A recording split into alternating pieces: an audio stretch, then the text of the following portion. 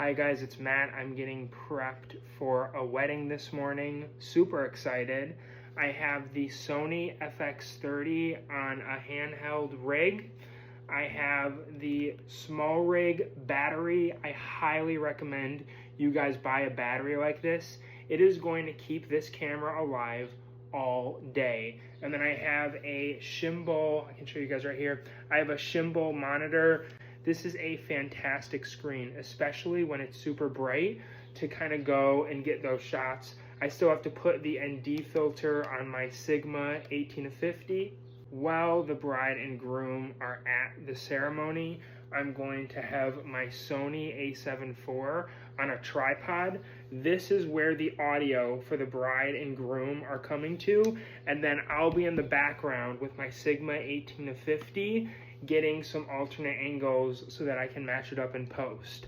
Now, when filming this ceremony on a tripod, I'm not sure if I want to put the Tamron 28-75 on my handheld rig, because then I can go and really get some tight shots. The reason why I think I'm going to keep this on the tripod is because I want to zoom in as much as possible and really focus on the bride and groom. I don't really want to get much of the crowd in this shot. Hopefully that makes sense. I'm going to keep it on a tripod.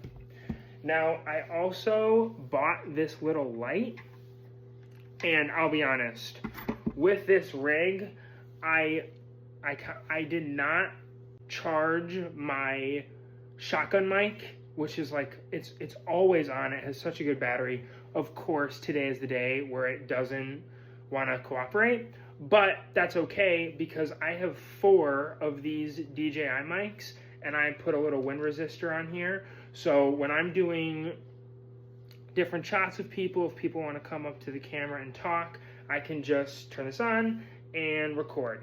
I also purchased this little light. This is for the dancing. I'm going to probably swap out my mic for this light because I don't really need audio. I don't really want to record audio of dancing anyway because the music's usually copyright. Which I guess it doesn't really matter for weddings, but anyway, this is mainly for B-roll, so I can actually turn it on. It has a pretty low battery light, but I can change the color temperature. It was kind of like an emergency fix. I'm gonna keep this off for the majority of the day. That is kind of my workflow right now for how I shoot weddings.